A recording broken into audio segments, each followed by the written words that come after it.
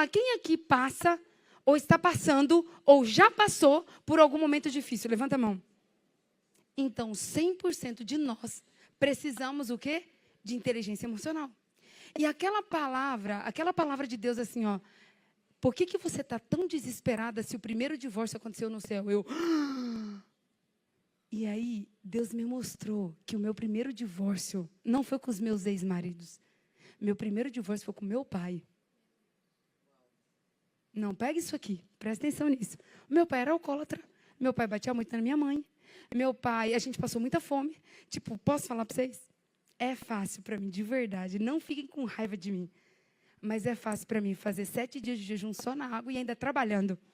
Hoje eu passei o dia inteiro visitando as obras. Fui na escola, fui no G1, no G2 e Natal, e ainda vim abrir a palestra. Por quê? Porque na minha infância eu passei muita fome. Na minha infância já teve dias a gente ficar 5 dias em casa sem comer, porque a gente não tinha nada em casa. Então, eu vou falar uma coisa para vocês. Eu tenho tanto orgulho da minha história hoje. É por isso que eu falo, respeita a minha história. Porque tudo que eu passei, depois que eu entendi o que é inteligência emocional, depois que eu entendi o que é ressignificar o passado, eu vou dizer uma coisa para vocês. Eu fui trajada. Eu fui forjada. Eu fui preparada para viver exatamente o que eu estou vivendo hoje. Aí tem gente que fala assim para mim, Patrícia, como que você furou a fila? Como que você fez para se tornar a primeira mulher a ser CEO e presidente de todo o ecossistema do Pablo Marçal? Eu sei exatamente cada lágrima que eu já derramei. Eu sei exatamente cada jejum que eu já fiz. Eu sei exatamente cada madrugada que eu já passei orando. Eu sei exatamente o que eu já passei na minha infância. Eu sei exatamente o coração que eu tenho. E eu falei assim, para algumas pessoas que falaram isso, eu falo assim, ó, os homens olham a aparência, mas Deus olha o coração. Deixa eu falar uma coisa para vocês. Eu, a Patrícia, não estava nem na fila. Eu não estava nem nas opções de alguém para ser CEO. Não existia. Então, assim, primeiro, era o Matheus Ribeiro, enfim, tinha uns 5 nomes que iam ser CEO. O meu nome não estava nem na lista. Eu não era nenhuma das opções.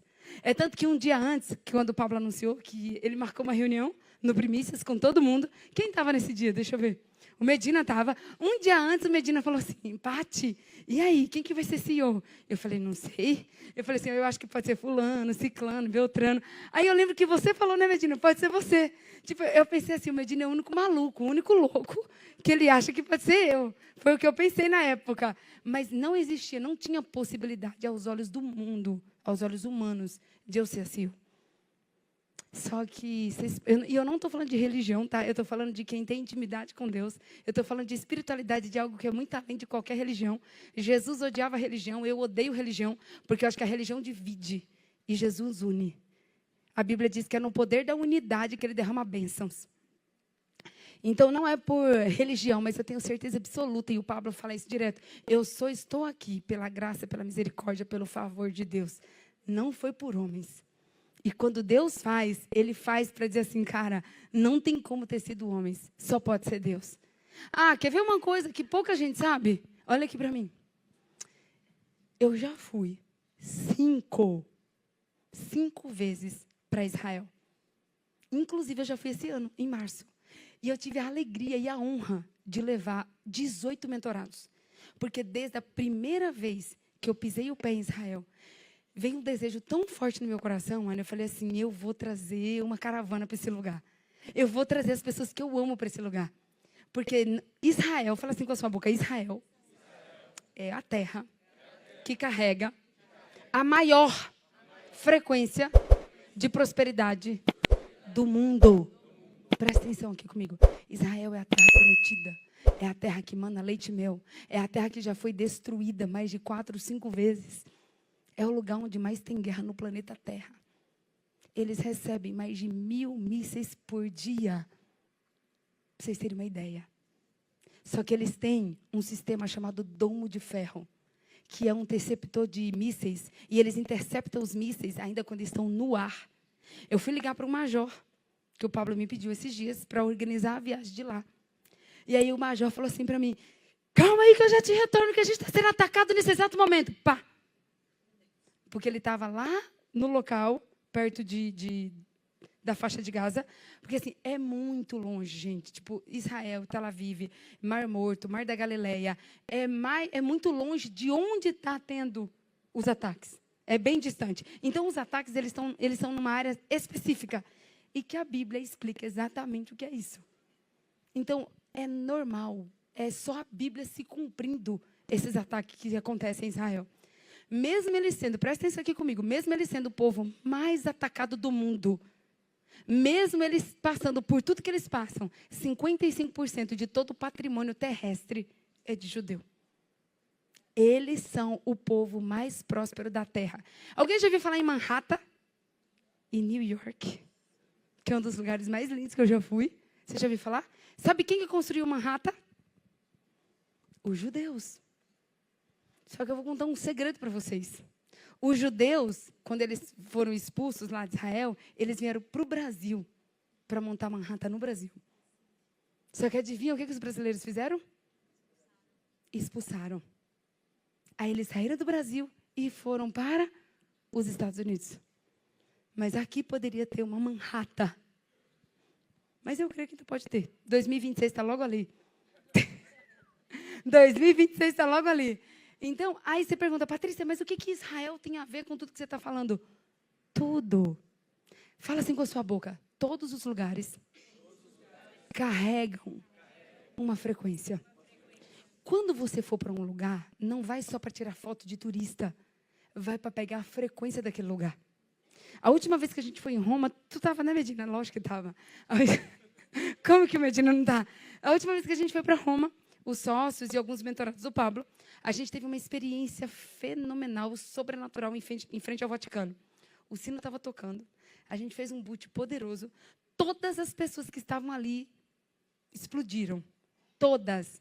Não teve uma pessoa que estava ali que ficou para trás. Olha aqui para mim, por quê? Roma é o berço do governo na Terra. Tem um governo romano. Então, a frequência que Roma carrega é a frequência do quê? De governo. Aí a gente foi para Roma e tá a gente andando de patinete. Lá em Roma, coisa assim, tipo cena de filme. Aí olha para o Pablo. Estava eu, Pablo, a Carol, deixa eu ver aqui, Medina, todo mundo. Ah, Jéssica, o André não estava, né? Estava só você. A gente está lá, essa você não estava ainda, João, porque você não fazia parte. Porque certeza que se você tivesse no conselheiro, você ia estar lá. Aí a gente está todo mundo lá andando de patinete. Aí teve uma hora que a gente parou, ficou contemplando o Coliseu. Aí eu olhei para o Pablo e falei, Pablo, parece que eu estou num filme de Hollywood. Aí ele falou assim, Patrícia, daquele jeito que o Pablo é, entendeu? Patrícia, parece não. Você está num filme da vida real. Mas a diferença é, quem está pagando o filmmaker sou eu. Por quê? Porque quem estava pagando o filmmaker, o Medina era ele, entendeu? Mas, e aí, deixa eu falar com você. Aí eu descobri aonde? Aqui no ecossistema, que quando você gosta muito, pega esse código aqui. Quando você gosta muito de assistir filme, é porque a sua vida não é interessante.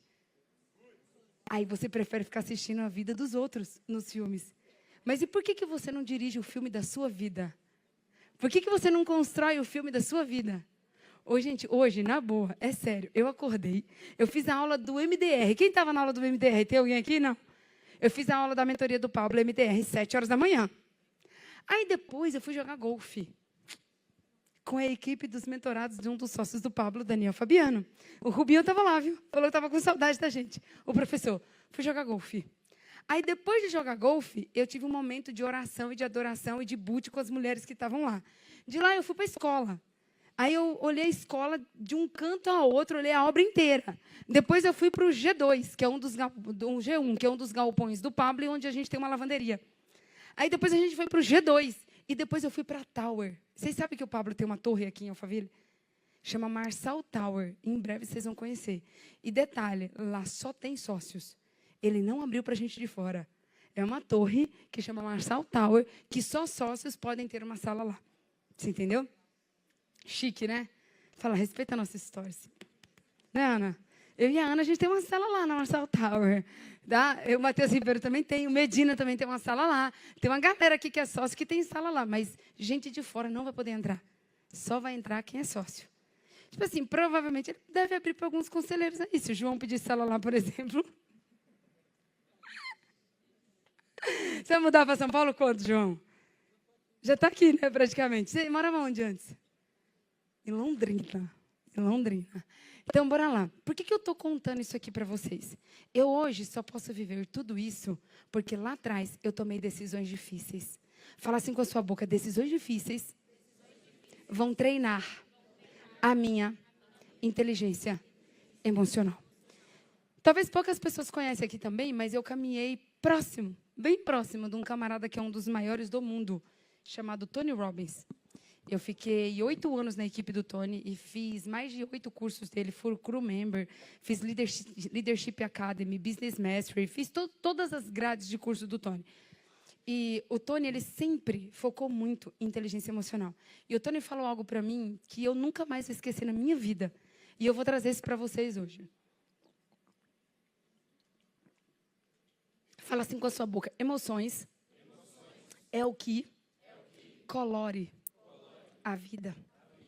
Desde que sejam emoções que te impulsionem.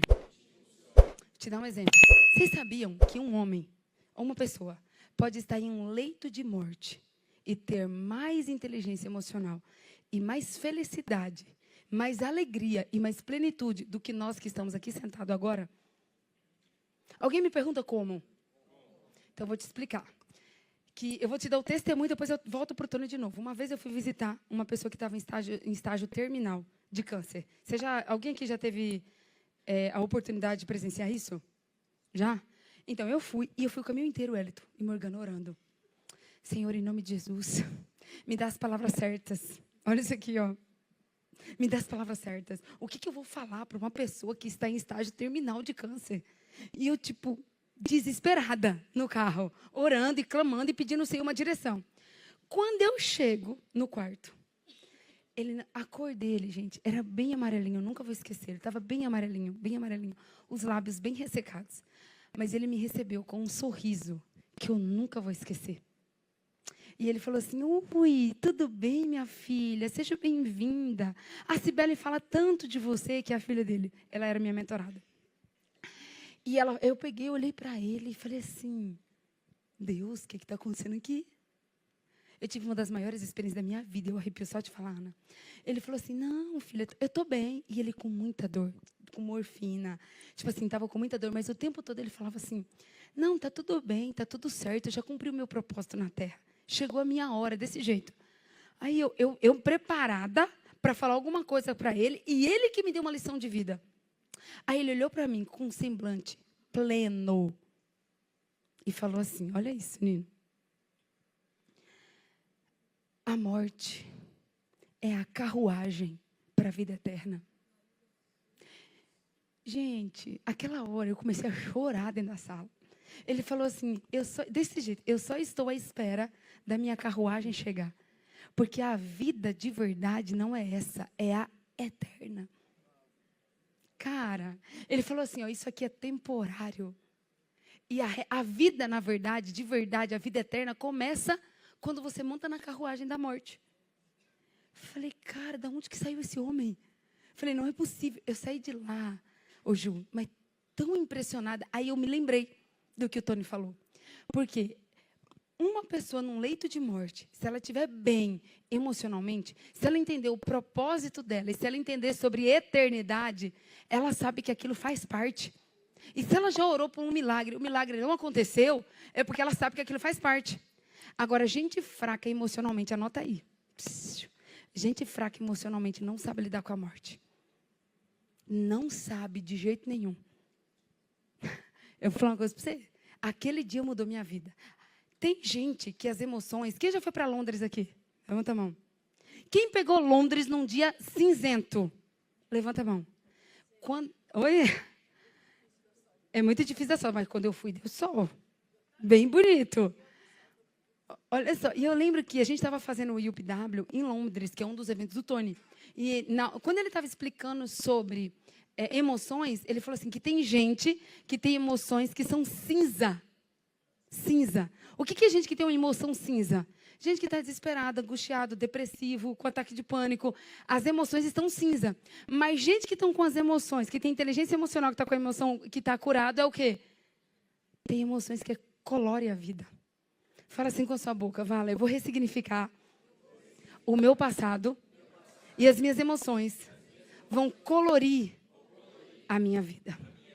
Quem veio aqui hoje para entender de fato, destravar na inteligência emocional e ir para um próximo nível nisso, levanta a mão e diz eu. Então fica de pé aí. Fica de pé, que eu vou chamar aqui uma das pessoas que eu modelo na inteligência emocional. E que se tem uma coisa que ele é brabo, entre tantas outras, é na inteligência emocional. E ele não emociona com nada, como eu já falei para você.